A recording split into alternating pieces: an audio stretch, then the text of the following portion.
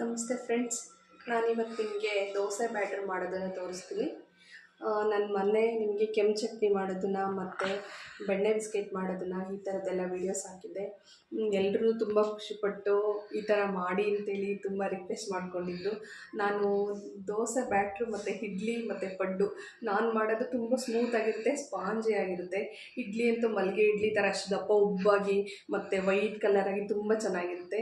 ನಾನು ದೋಸೆ ಹಿಟ್ಟಿಗೆ ಏನೇನು ಬಳಸ್ತೀನಿ, ಎಷ್ಟೆಷ್ಟು ಇಂಗ್ರೀಡಿಯೆಂಟ್ಸ್ ಹಾಕ್ತೀನಿ ಅನ್ನೋದನ್ನು ನೀವು ನೋಡ್ಕೊಳ್ಳಿ ಫ್ರೆಂಡ್ಸ್. ಮತ್ತು ಇದೇ ರೀತಿಯಾಗಿ ಅನೇಕ ನಮ್ಮ ಟ್ರೆಡಿಷ್ನಲ್ ಫುಡ್ಸು ನಾನು ತುಂಬ ಚೆನ್ನಾಗಿ ಮಾಡ್ತೀನಿ. ಎಲ್ರಿಗೂ ಇಷ್ಟ ಆಗುತ್ತೆ ನನ್ನ ಫುಡ್ಸ್ ಎಲ್ಲ. ದಿನ ಒಂದೊಂದಾಗೆ ತೋರಿಸ್ತೀನಿ.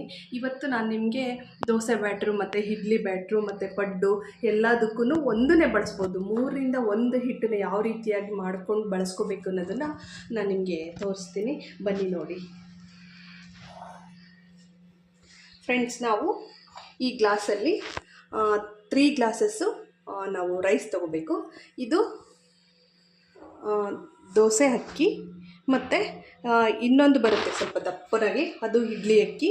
ಇದನ್ನ ತೊಗೊಂಡ್ರೆ ನಮಗೆ ದೋಸೆಗೆ, ಇಡ್ಲಿಗೆ, ಪಡ್ಡಿಗೆ ಒಂದಕ್ಕೆ ಆಗುತ್ತೆ.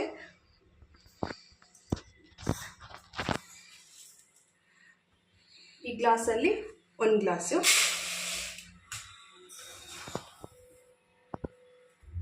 2 ಗ್ಲಾಸು,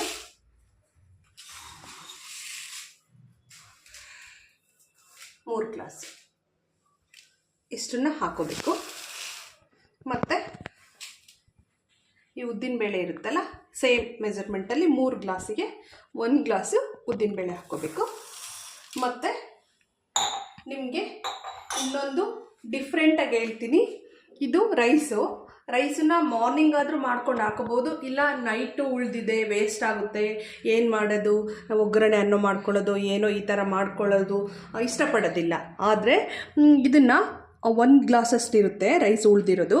ಇದನ್ನು ನಾವು ಇದು ಅಕ್ಕಿ ನೆನೆಸ್ಕೊಳ್ತೀವಲ್ಲ, ಆ ಟೈಮಲ್ಲಿ ನೆನೆಸ್ಕೊಂಡು ರುಬ್ಬುವಾಗ ಬಳಸ್ಕೊಂಡ್ರೆ ಇಡ್ಲಿ ಮತ್ತು ದೋಸೆ ಪಡ್ಡು ತುಂಬ ಸ್ಪಾಂಜಿಯಾಗಿ ಬರುತ್ತೆ. ಮತ್ತು ಇದು ಹುಳಿ ಬರೋದಕ್ಕೆ ಹಿಟ್ಟಿಗೆ ತುಂಬಾ ಹೆಲ್ಪ್ ಮಾಡುತ್ತೆ. ಇದ್ರ ಬದಲು ನಾವು ಅವಲಕ್ಕಿ ಹಾಕೋಬೋದು, ಒಂದು 1/2 ಗ್ಲಾಸು, ಇಲ್ಲಾಂದರೆ 1/2 ಗ್ಲಾಸು ಇದು ಬರುತ್ತಲ್ವಾ ಸಬ್ಬಕ್ಕಿ, ಅದನ್ನಾದರೂ ಹಾಕೋಬೋದು. ಆದರೆ ಇದು ಡಿಫ್ರೆಂಟಾಗಿರುತ್ತೆ ಫ್ರೆಂಡ್ಸ್. ಅನ್ನ ಉಳಿದಿರೋದು ವೇಸ್ಟು ಆಗೋದಿಲ್ಲ, ನಮಗೆ ಫರ್ಮೆಂಟೇಷನ್ ಆಗೋದಕ್ಕೆ ಹಿಟ್ಟು ಈ ಅನ್ನ ತುಂಬ ಹೆಲ್ಪ್ ಮಾಡುತ್ತೆ. ಬನ್ನಿ ಫ್ರೆಂಡ್ಸ್ ತೋರಿಸ್ತೀನಿ. ಒಂದು 3 ಸಾರಿ ಚೆನ್ನಾಗಿ ವಾಶ್ ಮಾಡ್ಕೋಬೇಕು. 2 ಕೈಲೂ ಚೆನ್ನಾಗಿ ವಾಶ್ ಮಾಡ್ಕೋಬೇಕು. ನಾವು ಎಷ್ಟು ನೀಟಾಗಿ ವಾಶ್ ಮಾಡ್ಕೊಳ್ತೀವೋ ಅಷ್ಟು ನೀಟಾಗಿ ನಮಗೆ ಹಿಟ್ಟು ವೈಟ್ ಕಲರ್ ಬರುತ್ತೆ.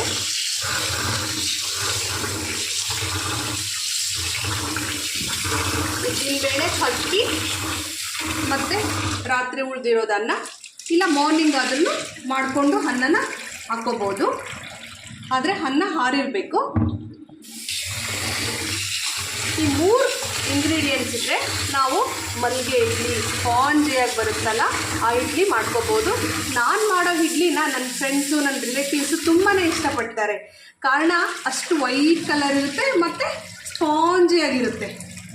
ಎಲ್ಲರೂ ಕೇಳ್ತಿರ್ತಾರೆ ನೀನು ಯಾವ ಥರ ಮಾಡ್ತೀಯಾ ಅಂತ. ಅದಕ್ಕೆ ಸೀಕ್ರೆಟ್ ಅಂದರೆ ಈ ಉಳಿದಿರೋ ಅನ್ನನೇ ಅದು ಅಷ್ಟು ಸ್ಪಾಂಜಿಯಾಗಿ ಬರೋದಕ್ಕೆ ಕಾರಣ. ನೋಡಿ, ಇಷ್ಟು ಚೆನ್ನಾಗಿ ವಾಶ್ ಮಾಡ್ಕೋಬೇಕು. ನಮಗೆ ನೀರಷ್ಟೇ ಕಾಣಬೇಕು, ಎಲ್ಲ ಡಸ್ಟ್ ಅಂಶ ಎಲ್ಲ ಏನು ಕಾಣಲೇಬಾರ್ದು. ಅಷ್ಟು ರೀತಿಯಾಗಿ 3, 4 ನಿಮ್ಗೆ ಬೇಕಾದರೆ 5 ಸರಿ ಆದ್ರೂ ವಾಶ್ ಮಾಡ್ಕೋಬೋದು. ನೋಡಿ, ನೀರು ಹಾಕಿದರೆ ನಮ್ಗೆ ಏನು ಕಾಣಿಸ್ತಿಲ್ಲ, ಪ್ಲೈನಾಗಿ ಕಾಣ್ತಿದೆ.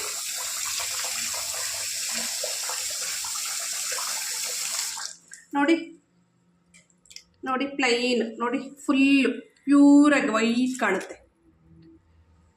ಇದಕ್ಕೆ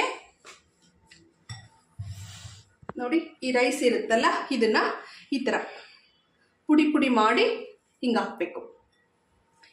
ಈ ಥರ ಹಾಕಿ ನಾವು ಒಂದು 6 ಅವರ್ಸ್ ಬಿಡಬೇಕು ಫ್ರೆಂಡ್ಸ್. ಇವಾಗ ಟೈಮು 12 ಆಗಿದೆ. ನಾನು ಒಂದು 7 o'clock ಹಂಗೆ ಇದನ್ನು ರುಬ್ಬಿಟ್ಟು ಇಡ್ತೀನಿ ಫ್ರೆಂಡ್ಸ್.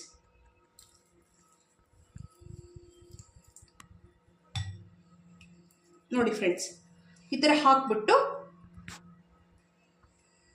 ಇದಕ್ಕೆ ಒಂದು ಪ್ಲೇಟನ್ನು ಮುಚ್ಚಿಬಿಟ್ಟು ಇಟ್ಟರೆ ಸುಮಾರು ಒಂದು 6 hours ಆಗುತ್ತೆ.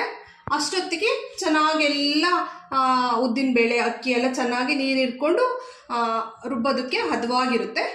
ನಾನು ರುಬ್ಬೋದನ್ನು ತೋರಿಸ್ತೀನಿ. ಆದಮೇಲೆ ನೈಟೇನೆ ಅದಕ್ಕೆ ಉಪ್ಪು ಮತ್ತು ಸೋಡಾ ಪುಡಿ ಹಾಕಿಡಬೇಕು. ಅದನ್ನು ಹಾಕೋದನ್ನು ಕೂಡ ವಿಡಿಯೋನ ತೋರಿಸ್ತೀನಿ.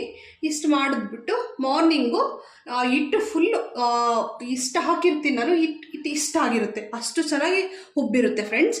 ಅದನ್ನು ಕೂಡ ವಿಡಿಯೋಸಲ್ಲಿ ನಾನು ತೋರಿಸ್ತಾ ಹೋಗ್ತೀನಿ ಫ್ರೆಂಡ್ಸ್.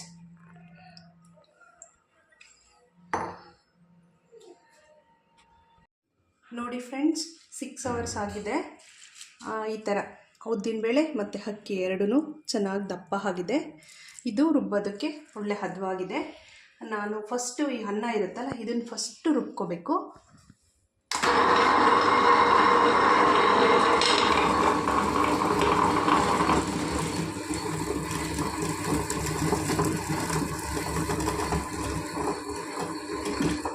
ಅನ್ನ ಪೂರ್ತಿಯಾಗಿ ರುಬ್ಬಬೇಕು. ಅನ್ನ ನೀಟಾಗಿ ರುಬ್ಬಿದರೆ ಮಾತ್ರ ಫರ್ಮೆಂಟೇಷನ್ ತುಂಬ ಚೆನ್ನಾಗಾಗುತ್ತೆ.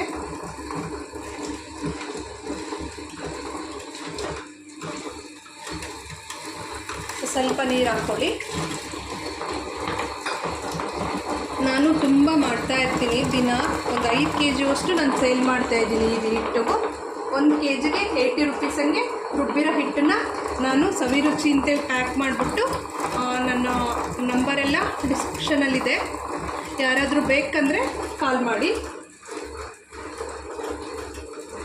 Yelahanka, new town, Akshaya Nagar, Dhaba cross,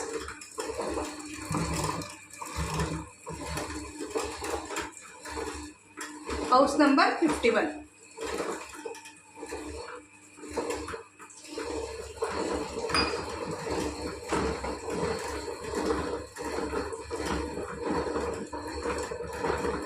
ಈ ಥರ ಫಸ್ಟೆಲ್ಲ ಪೂರ್ತಿ ಅನ್ನ ಏನಿರುತ್ತಲ್ಲ ಮೇಲ್ಗಡೆ ಅದನ್ನು ಹಾಕ್ಕೊಂಡು ಫಸ್ಟು ರುಬ್ಕೊಳ್ಳಿ. ಆಮೇಲೆ ಗಟ್ಟಿ ಅಕ್ಕಿ ಇರುತ್ತಲ್ವ ಉದ್ದಿನಬೇಳೆ, ಇದನ್ನು ರುಬ್ಕೊಳ್ಳಿ. ಇದು ನೀಟಾಗಿ ಒಂದು 1/2 hour ಚೆನ್ನಾಗಿ ರುಬ್ಬಬೇಕು. ರುಬ್ಬಿದ ಮೇಲೆ ತುಂಬಾ ಸರಿ ಹೋಗುತ್ತೆ. ಆಮೇಲೆ ನಾನು ಉಪ್ಪು ಮತ್ತು ಸೋಡಾ ಹಾಕ್ಬಿಟ್ಟು ನಾನು ತೋರಿಸ್ತೀನಿ ಯಾವ ಥರ ಹಿಟ್ಟನ್ನು ಫರ್ಮೆಂಟೇಷನ್ಗೆ ಹದ ಮಾಡೋದು ಅಂತ ಹೇಳ್ಬಿಟ್ಟು. ಈ ಥರ ನೀರು ಹಾಕ್ಕೊಳ್ತಾ ಇರ್ರಿ. ಹಿಟ್ಟು ಯಾರಾದರೂ ಬೇಕು ಅನ್ನೋರು, ಇಲ್ಲೇ ಬೆಂಗಳೂರಲ್ಲಿ ಇರೋರು ನನಗೆ ಫೋನ್ ನಂಬರ್ಗೆ ಕಾಲ್ ಮಾಡಿದ್ರೆ ನಾನು ಅವ್ರಿಗೆ ತಲುಪಿಸೋ ವ್ಯವಸ್ಥೆ ಮಾಡ್ತೀನಿ. ದಿನ ಏನಿಲ್ಲ ಅಂದರೆ ಒಂದು 5 kg ನಾನು ಕೊಡ್ತಾಯಿದ್ದೀನಿ.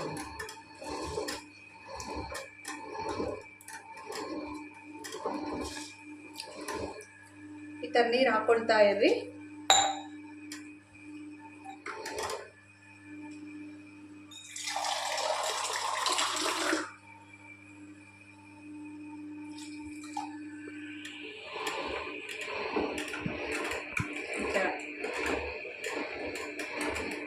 ಇದು ಫುಲ್ಲು ಹಿಟ್ಟು ಆಗೋಷ್ಟಕ್ಕೆ ಒಂದು 2.5 ಗ್ಲಾಸ್ ವಾಟರ್ ಬೇಕಾಗುತ್ತೆ. ತುಂಬ ನೀರು ಹಾಕ್ಕೋಬಾರ್ದು, ಕಡಿಮೆ ನೀರು ಹಾಕ್ಕೋಬಾರ್ದು, ಮೀಡಿಯಮ್ ಇರಬೇಕು. ಹಾಗಾದರೆ ನಮಗೆ ಇಡ್ಲಿಗೆ ಸ್ವಲ್ಪ ಗಟ್ಟಿ ಇರುತ್ತಲ್ವ ಹಿಟ್ಟು, ಹಾಗಾಗಿ ಗಟ್ಟಿ ಮಾಡ್ಕೋಬೇಕು. ದೋಸೆ ಬೇಕಾದರೆ ಸ್ವಲ್ಪ ನೀರನ್ನು ಹಾಕ್ಕೊಂಡು ದೋಸೆ ಹಾಕ್ಕೊಳ್ಳುವಾಗ ರುಬ್ಬುವಾಗಲೇ ಗಟ್ಟಿಯಾಗಿ ರುಬ್ಕೊಂಡ್ರೆ ಅದು ಇಡ್ಲಿಗೆ ತುಂಬ ಈಸಿ ಆಗುತ್ತೆ.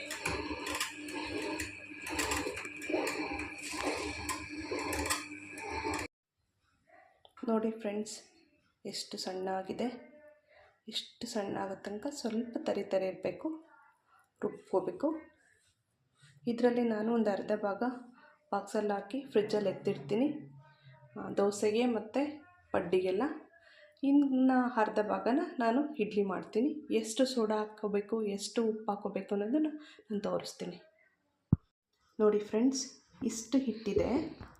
ಇಡ್ಲಿ ಮಾಡೋದಕ್ಕೆ ಒಂದು ಕಾಲು ಭಾಗ ಇದೆ, ಒಂದು ಮುಕ್ಕಾಲು ಭಾಗ ಈ ಕಡೆ ಎತ್ತಿಟ್ಟಿದ್ದೀನಿ ದೋಸೆಗೆ ಕಡ್ಡಿಗೆ ಅಂತೇಳಿ ಫ್ರಿಡ್ಜಿಗೆ ಇಡೋಣ ಅಂತೇಳಿ.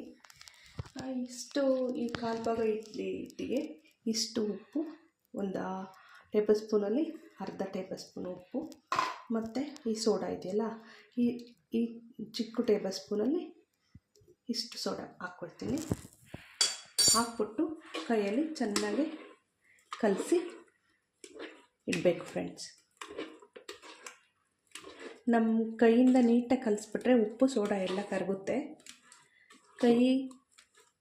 ಕೈಯಿಂದ ಎಷ್ಟು ನೀಟಾಗಿ ಕಲಿಸ್ತೀವೋ ಅಷ್ಟು ಚೆನ್ನಾಗಿ ಪರ್ಮೆಟ್ ಆಗುತ್ತೆ.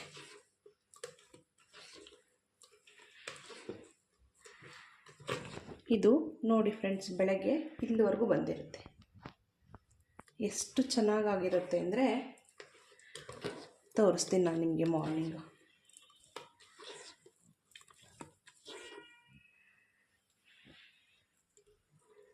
ಈಗಲೇ ಸ್ಟಾರ್ಟ್ ಆಗ್ತಾ ಇದೆ.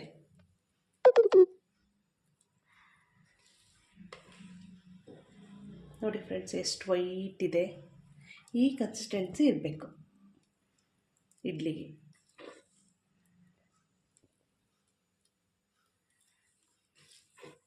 ನೋಡಿ ಫ್ರೆಂಡ್ಸ್, ಈಗಲೇನೆಲ್ಲ ನೊರೆ ನೊರೆ ನೊರೆ ನೊರೆ ಸ್ಟಾರ್ಟ್ ಆಗ್ತಾ ಇದೆ.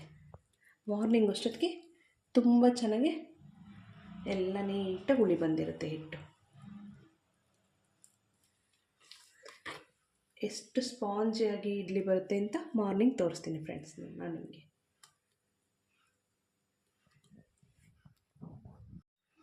Good morning. ನೋಡಿ ಫ್ರೆಂಡ್ಸ್, ಎಷ್ಟು ಚೆನ್ನಾಗಿ ಫರ್ಮೆಂಟೇಷನ್ ಆಗಿದೆ.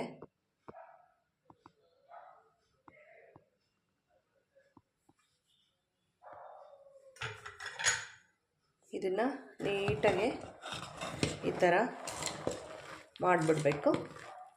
ನೋಡಿ ಎಷ್ಟು ಚೆನ್ನಾಗಿ ಫುಲ್ಲು ನೊರೆ ನೊರೆ ನೊರೆ ನೊರೆ ಥರ ಬಂದಿದೆ. ಇದು ಇಡ್ಲಿ ಅದಕ್ಕೆ ಇದಕ್ಕೆ ನೀರು ಮತ್ತು ಏನು ಮಿಕ್ಸ್ ಮಾಡಬಾರ್ದು. ನೋಡಿ